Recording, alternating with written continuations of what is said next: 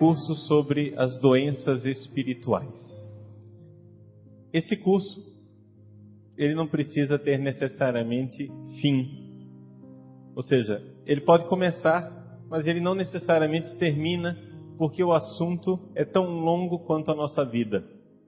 Nós vivemos a nossa batalha espiritual, a doença na qual nós nos encontramos, ela jamais é curada plenamente, a não ser na ressurreição. Então, nós fomos criados por Deus. Deus nos criou bons. Essa é a primeira notícia que nós precisamos ter. Nós somos bons, fundamentalmente bons. Fomos criados por Deus para ser a sua imagem e semelhança. Isso é extraordinário. Só que, apesar desta bondade fundamental, dessa bondade que a gente poderia usar uma palavra difícil, ontológica, essa verdade que está no nosso ser, nós estamos mal, nós estamos doentes. Então, aqui é o grande problema que nós temos que enfrentar na nossa vida. Fomos criados por Deus, mas, embora sejamos fundamentalmente bons, temos uma tendência para o pecado. O pecado nos puxa como se fosse uma lei da gravidade. Isto, a gente pode dizer, padre, é uma visão muito pessimista. Para que dizer que nós estamos doentes? Essa visão de doença, a gente não pode talvez ter uma visão mais otimista do homem? Mas, infelizmente, o que é que a gente tem que fazer? Nós temos que ser realistas, temos que constatar o fato que, de fato, existe em nós uma tendência para o pecado. Até nas menores crianças, que não chegaram nem aos 7 anos de idade, a gente vê que existe uma tendência egoísta. É impressionante. Por exemplo, ver crianças que nem ainda têm idade para pecar.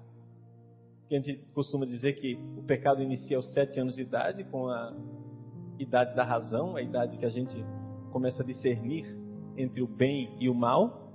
Nem a criança ainda tem idade para pecar e ela já tem tendência para o pecado, um egoísmo. Briga com os irmãozinhos, né? Quebra o brinquedo na cabeça do outro, né? É meu! E já puxa.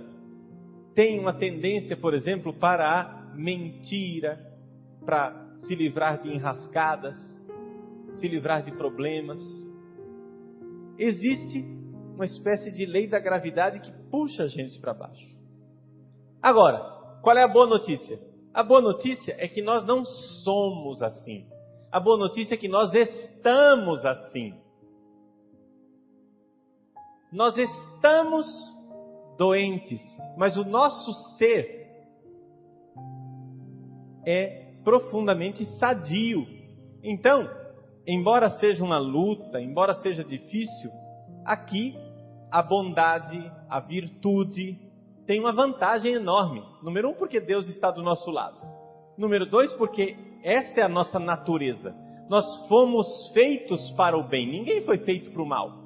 Deus não criou ninguém para a maldade. Deus não criou nem o demônio para a maldade. Nem Satanás foi criado para a maldade. Até Satanás foi criado para ser bom. E se ele é mau porque quer ser mau.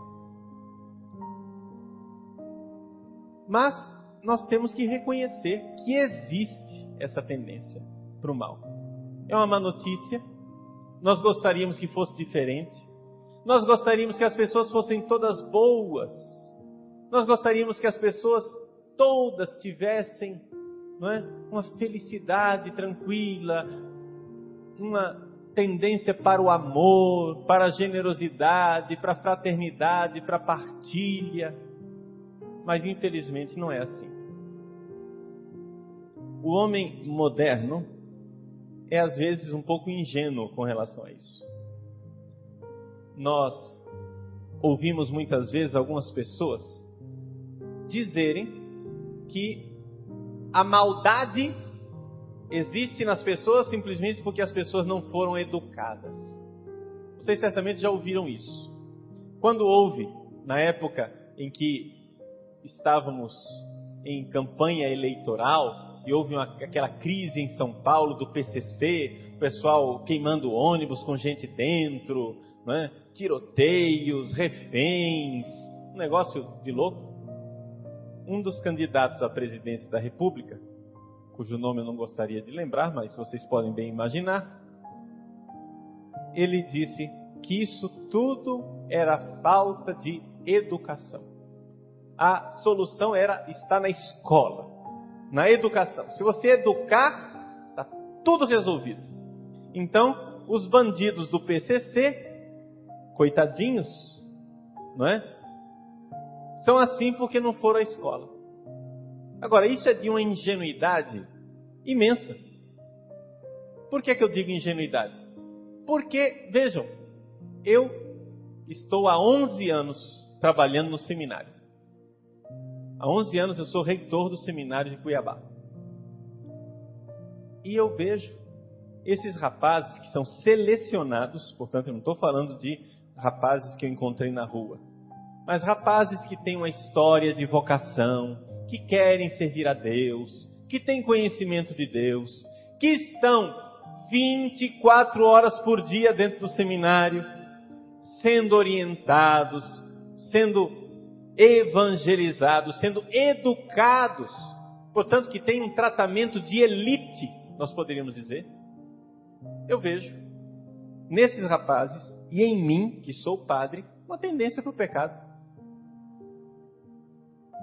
Pessoal que é consagrado, né, reconhece isso também em si. Eu sou consagrado, mas tem uma tendência para o pecado. Se eu cochilar, o cachimbo cai. A gente tende a praticar o mal. E não é questão de educação. Você pode dar uma educação de elite, e no entanto, a tendência para o pecado está lá. Então, nós temos que aprender, antes de ouvir a boa notícia do Evangelho, nós precisamos receber uma má notícia. A má notícia é essa: estamos marcados pelo pecado. Nós não somos pecado, nós somos bons, mas estamos mal, estamos doentes, estamos feridos. E a nossa ferida faz com que a gente perca a noção das coisas. Pois bem, esse curso parte desse pressuposto. Parte do pressuposto de que existe uma má notícia, eu estou doente, e existe uma boa notícia, a doença tem cura, eu posso lutar contra ela. Eu fui feito para amar. Deixado a mim mesmo, eu não aprenderei a amar, porque tem uma lei da gravidade que me puxa para o egoísmo. Mas a graça de Deus, que está presente em todo ser humano, puxa na direção contrária. Quantas e quantas vezes nós vemos fenômenos extraordinários de pessoas que tinham tudo para serem más e terminam sendo boas, bondosas, caridosas, tiveram todos os tipos de mau exemplo, tiveram tipos de educação que não combinam, mas porque existe essa tendência para o bem, as pessoas vão. Então, o nosso curso parte disso. Qual foi a primeira consequência do pecado original? Qual é, digamos assim, a mãe de todas as doenças? A mãe de todas as doenças tem um nome. O nome é filáusia. O que é a filáusia? Filáusia se escreve com C. Filáusia, se você for no dicionário da língua portuguesa, essa palavra existe. Ela vem do grego. Filautia. Filautia quer dizer o quê? Filia, amor, amizade. Autós, eu mesmo. Automóvel, né, que se move por si mesmo. Então, um amor por si. Amor por mim mesmo. Mas, padre, o amor de si mesmo não pode ser doença, não é? Jesus disse assim: amai o próximo, ama o próximo como a ti mesmo. Jesus não disse isso? Que eu preciso amar o meu próximo como eu me amo. Então Jesus está reconhecendo que amar a mim mesmo não é ruim. Amar a mim mesmo é coisa boa. É verdade. Jesus está reconhecendo isso. Existe, portanto, um amor próprio bom. Existe uma filáusia boa. Mas infelizmente existe uma filáusia má. Eu vou começar com a citação de um santo padre, não é? Ou seja, esses escritores da igreja antigos, que estão na origem da igreja. Um santo padre do século VI e VII, chamado São Máximo o Confessor. Talvez alguns de vocês já tenham ouvido falar dele, mas não é muito conhecido entre nós. Ele tem um livro chamado Centúrias sobre a Caridade. São 4 centúrias em que ele escreve sobre a caridade. Quer dizer, 400 parágrafozinhos chamados de capítulos. Então, na centúria segunda, no capítulo 8, ele diz o seguinte: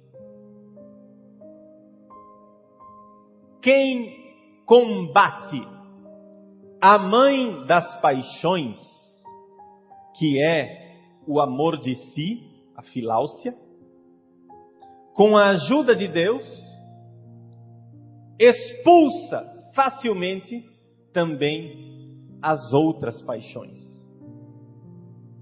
que são a cólera, a tristeza, o rancor e todas as outras.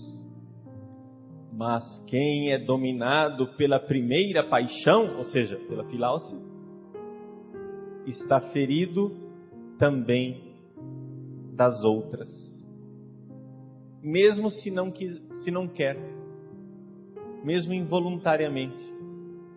A filáusia, o amor de si, é uma paixão pelo corpo. São Máximo, num outro trecho, diz assim, que a filáusia é um amor irracional por si mesmo. E num outro trecho ainda, ele diz, a filáusia é um amor de si contra si. Esses 3 trechos de São Máximo, para nós, vão servir para nós iniciarmos a nossa caminhada. Eu parto do último. Um amor de si contra si. Como é que isso é possível? É o amor que a gente tem e que nós, querendo nos salvar, terminamos nos perdendo. Isso acontece. O exemplo mais claro que nós podemos tirar é o exemplo do drogado. Por que é que o drogado toma droga? Porque ele quer se salvar, ele quer ser feliz, ele quer entrar no paraíso ainda aqui na terra. Ele quer uma felicidade ainda aqui. Mas, justamente, querendo a felicidade, querendo se salvar, amando a si mesmo, o que é que acontece? Ele termina se perdendo.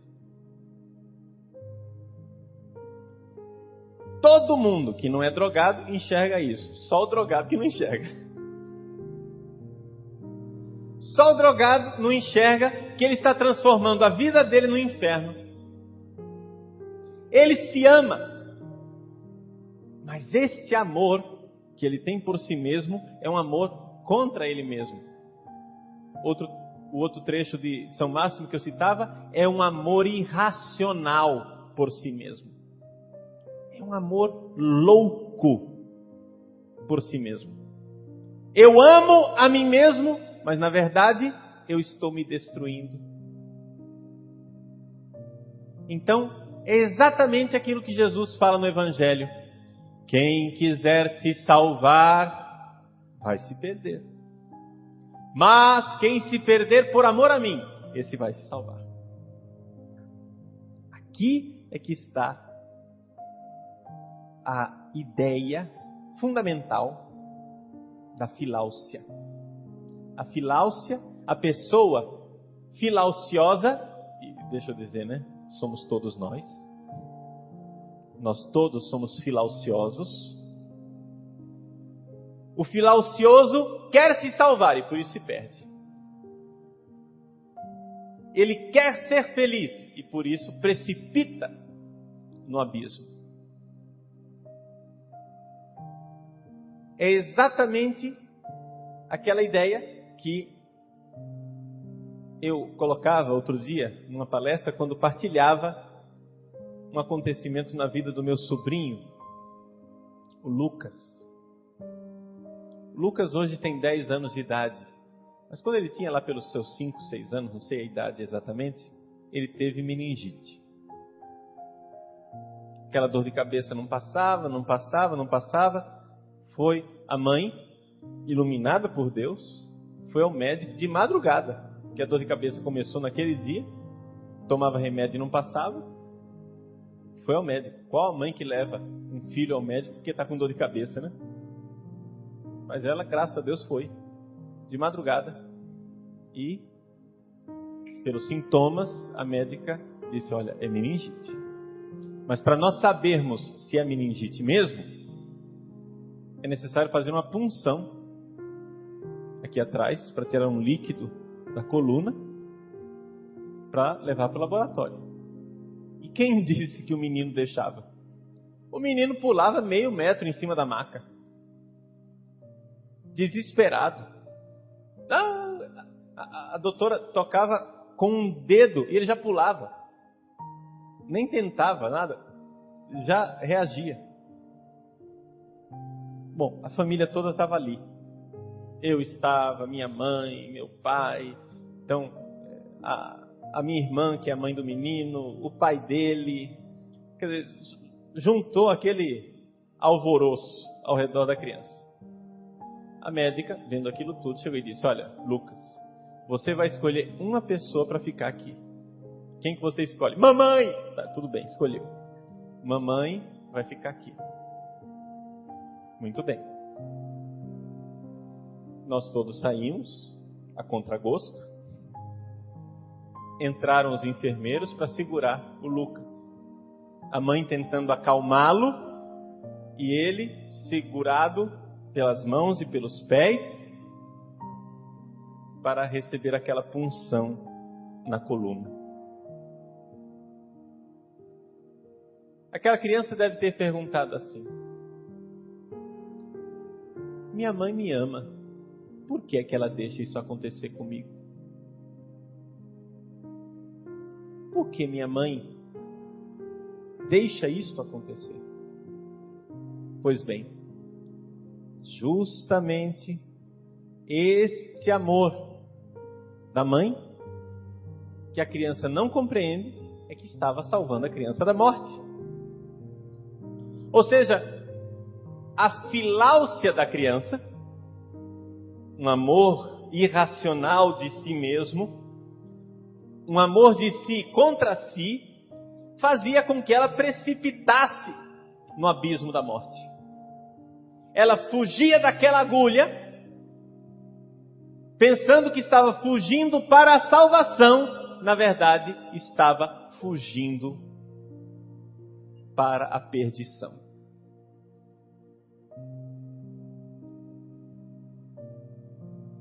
Essa criança é o retrato de todos nós. Quando Jesus nos pede para abraçarmos a cruz e segui-lo, Ele não está propondo um caminho, um itinerário de dor, de masoquismo. Jesus está propondo um caminho de salvação. Jesus está dizendo, abrace a agulha. Aceite a punção na coluna, não é agradável, mas é a sua salvação, porque se você fugir da cruz, você está precipitando numa desgraça ainda maior. Nós cristãos não somos masoquistas. Quem que gosta de sofrer? Você gosta de sofrer? Eu não gosto. Ninguém gosta de sofrer. Mas justamente porque não queremos sofrer, nós precisamos estar atentos. Por quê? Porque o pecado original colocou em nós uma tendência filauciosa de autossalvação, de fuga da cruz. Mas nós nascemos para amar. Deus nos pôs nesse mundo aqui para amar. E o que é o amor? Nós não sabíamos o que era o amor. Nós não fazíamos ideia do que era o amor. Todo mundo falava de amor, todo mundo dizia, cantava o amor. Os poetas, desde todos os séculos, cantam o amor, mas nós não sabíamos o que era o amor até que Jesus manifestou o amor na cruz. Foi Ele, na cruz, quem revelou o que é o amor. Foi Ele quem revelou o que é amar. Nós nascemos para isso. Se nós fugimos da cruz, estamos fugindo da nossa própria natureza. Estamos fugindo da nossa única realização. Estamos fugindo de nossa única felicidade. Mas em nós tem o pecado original, tem a lei egoísta da filáusia. Qual é a lei egoísta da filáusia? São Máximo, novamente, que é o grande doutor que nos ensina as questões sobre a filáusia, São Máximo nos diz assim: a lei básica da filáusia é esta: foge da dor, busca o prazer. Foge da dor, busca o prazer. Foge da dor, busca o prazer. Problema: prazer não é felicidade. Prazer e felicidade são duas coisas diferentes. Se prazer fosse felicidade, os bordéis teriam as pessoas mais felizes do mundo. E, no entanto, é o lugar de pessoas desoladas com a vida, desiludidas, que estão procurando o último recurso numa tentativa de trazer a felicidade junto com o prazer. O prazer está ligado ao corpo. Felicidade é uma coisa do coração, da alma. Quantas e quantas vezes o nosso corpo está cansado, exausto, e nós nos sentimos profundamente felizes pelo trabalho realizado. Imaginem uma mãe que prepara a festa de aniversário do seu filho, com dores nas pernas, a coluna doendo, passou a semana inteira enrolando docinhos. Chega o dia da festa, ela está exausta. Os convidados já estão chegando, ela está se arrumando no quarto, porque a última coisa que ela teve foi o tempo para pensar em si, para pensar na sua aparência. Mas ela está feliz. Nós nascemos para amar. Existe uma felicidade em amar. A felicidade, ela é espiritual. E nós, por causa da filáusia, buscamos a felicidade onde? No prazer. Achamos que procurando momentos os mais prazerosos seremos felizes. Mas é justamente aí que parece que uma morte invade o nosso coração. Não somente nós cristãos enxergamos isto. Basta você parar um pouco para pensar que você enxerga isso. Até Freud enxergou isso. Freud, no final da vida, Ele notou. Ele passou a vida inteira tentando livrar as pessoas do superego, tentando livrar as pessoas dos limites da lei, dos limites do tabu, para que as pessoas pudessem ter relações sexuais felizes, tranquilas. Passou a vida inteira fazendo isso. Mas ele, no fim da vida, depois de longos anos de militância psicanalítica, começou a notar que, junto com o prazer, vinha uma espécie de morte. E ele começou, então, a tentar resolver esse problema. Por que é que o eros, o prazer, o amor erótico, está unido ao thanatos, a morte? Esse dilema entre eros e thanatos. Ele não conseguiu resolver isso. Depois dele, veio uma outra psicanalista famosa, francesa, chamada Françoise Dolto. Em português a gente simplesmente pronuncia mais fácil, Douto, D-O-L-T-O. Douto disse assim, é uma mulher, ela disse assim, que quando nós realizamos o nosso desejo, nós matamos a nossa capacidade de desejar. Nossa capacidade de desejar vai morrendo. Porque o desejo, olha só agora, o desejo não foi feito para ser realizado, ele foi feito para ser dito. Olha que interessante. Para nós entendermos aqui, nós temos que ver o seguinte. Existe em nós duas coisas. Existem as necessidades e existem os desejos. As necessidades precisam ser feitas. Se você não dormir, você morre. Dormir é uma necessidade. Se você não comer, você morre. Comer é uma necessidade. Se você não evacuar, você morre. Evacuar é uma necessidade. Se você não respirar, você morre. Respirar é uma necessidade. Mas amar não é uma necessidade. A relação sexual não é uma necessidade. É um desejo. As pessoas podem continuar vivas sem ter relações sexuais. Podem ou não podem? Podem.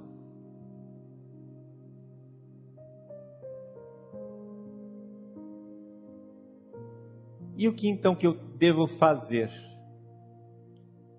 É necessário dizer. Ou seja, uma relação sexual, onde são simplesmente dois egoísmos, eu uso você e você me usa, né? Dois egoísmos, essa relação sexual, psicologicamente e espiritualmente, ela não é sadia. Por quê? Porque os animais, as vacas, os cachorros, os cavalos, eles podem fazer isso. Os animais podem ter relações sexuais a esmo sem ter nenhuma consequência negativa. Por quê? Porque os animais não têm alma. Os animais não são seres espirituais como nós somos. Nós somos uma forma de o espírito e a matéria morarem juntos. O ser humano é isso. Essa união belíssima entre o céu e a terra. Nós somos um pedaço de céu morando com um pedaço da terra.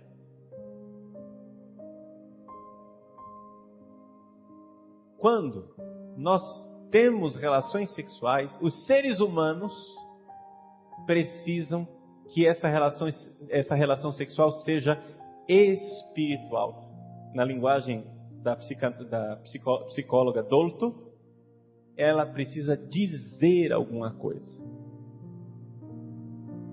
Na nossa linguagem cristã, a sexualidade precisa ser sagrada. Nós cristãos somos contra o sexo fora do matrimônio, Não porque o sexo seja coisa do diabo, mas justamente pelo contrário, porque o sexo é sagrado. Porque o sexo, sendo sagrado, ele precisa dizer alguma coisa. Precisa estar no campo espiritual. Dizer é algo espiritual.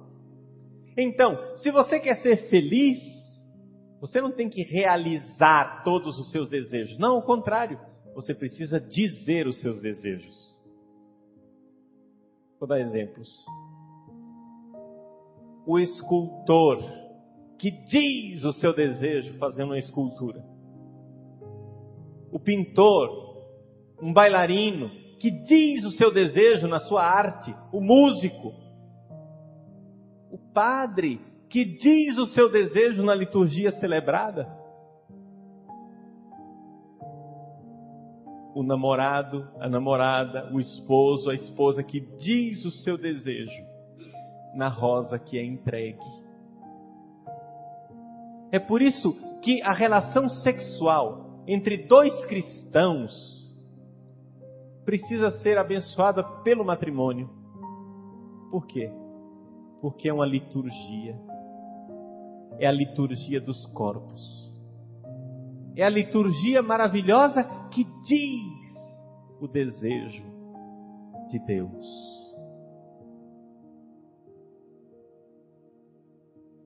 O esposo e a esposa que vivem aquele momento, um momento que aponta para o céu. Um momento que não para ali na carnalidade. Os psicólogos mais equilibrados, eles admitem isso. A sexualidade humana tem algo, para ela ser sadia, ela precisa ter algo de sagrado. Precisa ter algo que seja sagrado. Agora atenção, hein? Nota de rodapé aqui, vamos entender. Eu disse sagrado, eu não disse divino. Quando o sexo é divinizado, quando ele se torna um Deus, ele também é profanado. O sexo, ele não é Deus, quando eu idolatro o sexo. O sexo é sagrado, é diferente. Aquilo que é sagrado não é Deus. Sagrado é aquilo entre nós aqui e Deus. Aquilo que é mediação, entenderam o que é o sagrado? É aquilo que conduz para Deus. Mas o sexo não é divino. Essa coisa de sexo tântrico, não sei o que termina divinizando o sexo, fazendo do sexo uma finalidade nele mesmo. Não. O sexo, ele tem que dizer alguma coisa. Ele tem que apontar para o céu, para ele ser um sexo verdadeiramente sadio. Então vejam, para que eu estou dizendo, para que eu fiz esse longo exemplo aqui? Esse longo exemplo serve para nós compreendermos que na nossa vida nós temos uma tendência para nos salvarmos, mas às vezes, justamente tentando nos salvar, é que nós estamos perecendo. Uma pessoa que faz o sexo de forma desregrada, por que é que essa pessoa faz sexo? Por que é que os nossos jovens se masturbam, passam a noite hibernando na internet, na clicagem? Aqueles cliques vão atrás de quê? Da felicidade. Todo mundo peca porque quer ser feliz. Nós queremos ser felizes. E é por isso que nós pecamos. Só que erramos de endereço. Buscamos a felicidade onde ela não se encontra. E esse amor por mim mesmo, querendo me salvar desesperadamente, termina se demonstrando um amor irracional. Então, o primeiro passo para nós caminharmos em direção da cura espiritual, o primeiro passo para nós irmos para a vida sadia é reconhecer que existe em nós uma filáusia, um amor desordenado de si por si mesmo. Esse amor é irracional. São Máximo Confessor chega a dizer que é um amor louco, que é uma sandice, uma loucura. Por quê? E ele dá um exemplo. Porque é típico dos loucos se automutilar. Se você encontrar na rua uma pessoa com um canivete, arrancando a orelha, se cortando todo, se retalhando, arrancando o próprio dedo, etc e tal, arrancando a ponta do nariz com um canivete, o que é que as pessoas fazem? Segura o fulano, amarra na camisa de força e leva para o hospital psiquiátrico. Por quê? Porque é louco. Pois bem, nós somos assim. Nós somos assim. Porque pecando, estamos nos prejudicando. O drogado, quando ele se droga, ele está matando as células do próprio cérebro dele. Está acabando consigo. O alcoólatra, quando ele bebe, ele está acabando com o próprio fígado. O pecador, quando se entrega ao sexo desregrado, está matando sua capacidade de desejar.